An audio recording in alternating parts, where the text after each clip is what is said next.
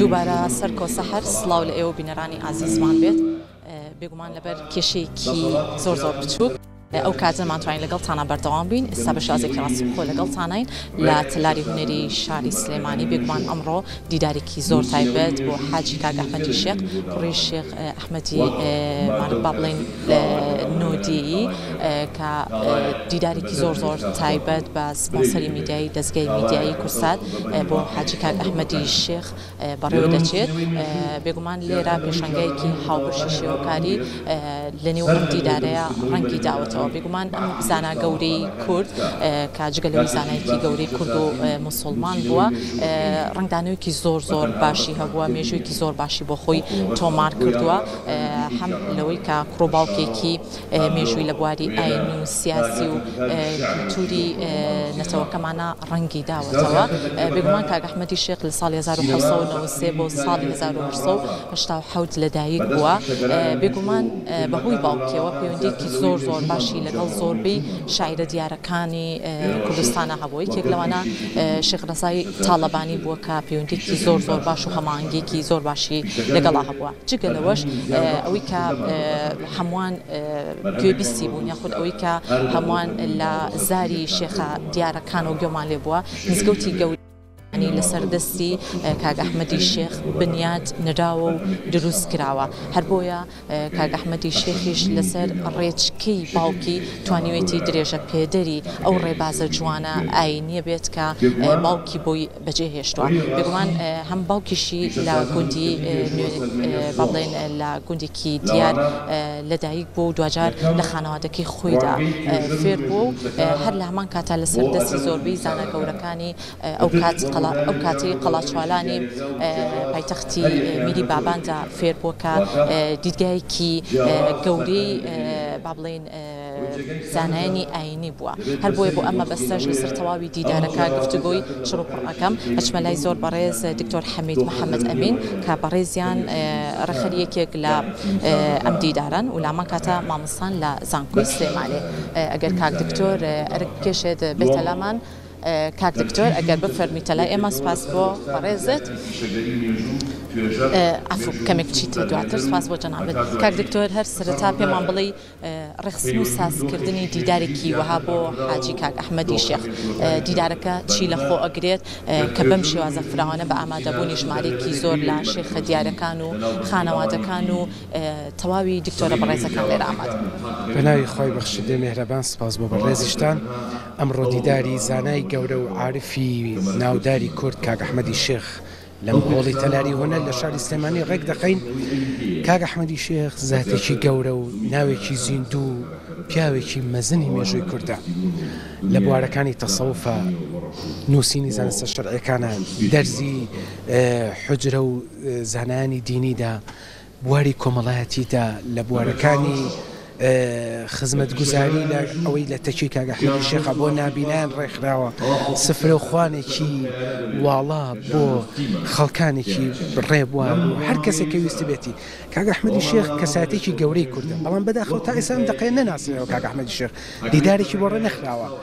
ملتەقایەک کۆنفرانسێکی بۆ نەکراوە هەرچەنە شیاوی چەندین ئەوە بوو کە جار ئەم دیداری بۆ ڕێخرێت بۆیە ئێمە بە پێویستمان زانی من و چەند دۆستێکی خۆشەویستم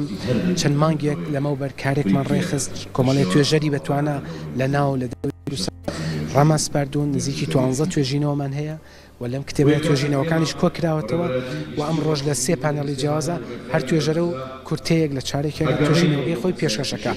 لە بواری تەسەوفی قسەی لەسەرەکەن لە بواری شریعەتە چەند مامۆستای ئاینی قسەی لەسەرەکەن لە بواری مێژووە چەند مامۆستای مێژوو قسەی لەسەرەکەن لە بواری کۆمەڵایەتیە مامۆستای کۆمەڵناسیمان هێنا قسەی لەسەرەکەن یعنی بوارەکانی هەمەلایەن جۆرا و جۆرە ئیشەڵڵا کارێکمان کردبێ شیاوی کاک ئەحمەدی شێخ بێ کاک دکتۆرەگەر پێمان بڵێ بەڕێزت ئەو دیدارە جوانی کە بۆ بەڕێزیان کاک ئەحمەدی شێخ با بڵێن ساز کراوە پێم بڵێ لە زاری خۆتەوە چ مێژوویەکی جوانی ئەم کەسایەتی ئەتەوێت بۆ ئێمە بۆ بینەرانی خۆشەویست بخەیتە ڕووکە هەمیشە لە دوای خۆشی ناوی هەر بە نەمری و بە زیندوی ئەمە مرۆڤە گەورەکان ئەوانن کەوا بۆ خۆیان ناژین بە تەنیا بۆ خەڵکی بەعام ئەژین و ناویان بە زیندوی دوای خۆشیان منێتەوە. کاک ئەحمەدی شێخ یەکێکە لەو مرۆڤە گەورانە. کاک ئەحمەدی شێخ لە چەندین بوارە کاری کردو و خزمەتی کردو. من یەکێ لەو بوارانەی کەوا وەکو پانێڵستی بۆ قسەی لەسەر لە بواری زانستی کەلام و بواری تھیۆلۆجی یعنی بوارێکی فەلسەفیە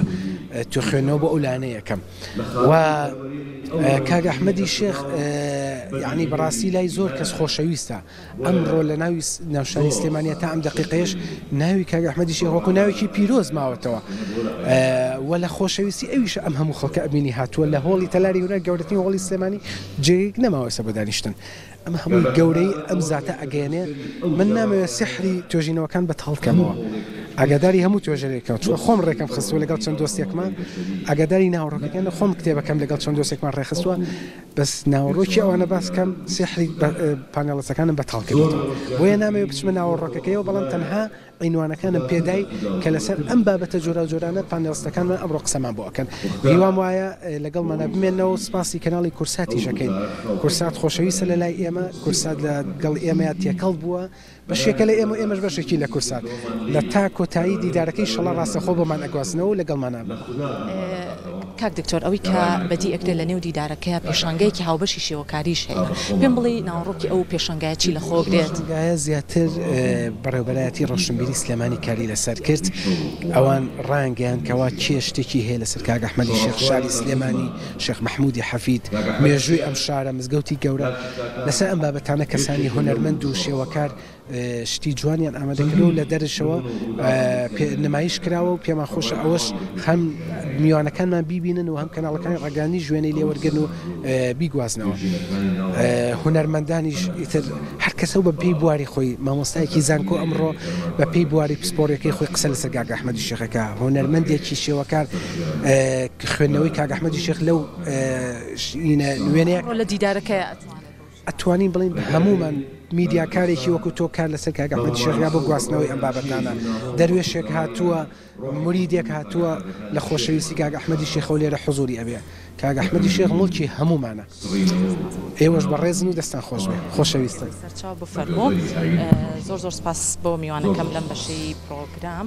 زۆر بەڕێز دکتۆر حەمید محەممەد ئەمین کە بەڕێزیان ڕەخەریەکێک لە دیداری تایبەتی حاجی کاک ئەحمەدی شێخ کوڕی شێخ معرفی شێخ معرف کە